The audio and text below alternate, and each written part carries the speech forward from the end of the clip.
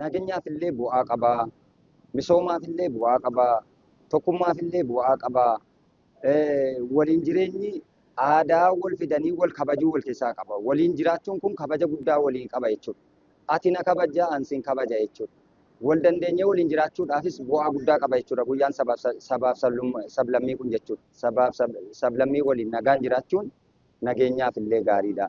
Jimmaa irra nagaa taatee kan jiraattuuf kabaja sabaaf sablammii waan qabnuuf, kabaja eenyuutu waan qabnuuf waliin jiraachuu dandeettii waan gooneef wal fuunee, walitti heerumsiifnee, kanaan waliin waan jirruuf kabajni guddaan walii qabnuu fi nageenyi guddaan nu argannee jiru kun kanarraa ka'uudhaan. Waliin jireenyi keenya sabaaf sablammii wajjiniin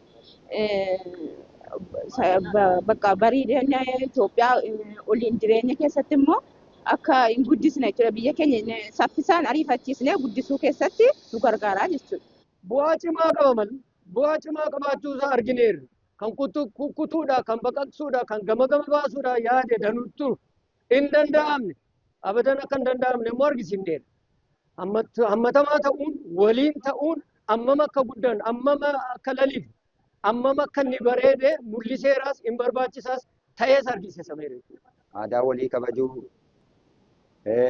waliin jiraachuu kabajuu, guyyaa wal danda'uu akkuma nu amma qabnu kanatti kana caalaatti kan walii kabajuu walii danda'uu kana yoo qabaanne biyyi kun illee guddachuudhaaf, biyyi kun illee nagaa ta'uudhaaf, nagaa yoo jiraatu guddinnis jira. Nagaa yoo hin jirre guddinni hin jiru. Wal shakkii turuuf.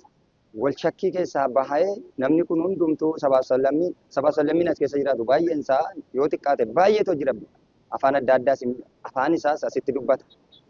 Afaan isaas hin kabajnaa. Jireenya isaas hin kabajnaas. Aadaa isaas hin kabajnaa. Amantii isaas hin kabajnaa. Akkuma kana Itoophiyaa guutuun wal kabajuu qaba, wal danda'uu qaba. Gara fuulduraattis ammas taanaan jechuudha waliin jireenya wal dandeenye wajjin sabaaf sablammii wajjin jiraachuun kan keenya guddina keenya saffisiisaa deemaa jira jechuudha. Ammas gara fuulduraattis akkasuma jechuudha. Amma gaa mi'aasaa baraniiru jaalalaan gizee hojjetanu, gizee heerumanu, gizee ajaan dhufe, gizee biyyatti keessa waa dhufe waliin ta'anii diina deebisuudhaaf ammam akka inni hojjetamee argisiifamee mi'aan isaa baramee gatii jiraatennaan caalaa bareedaadha akka kanaan itti fufuun nurraa eegama jechuudha.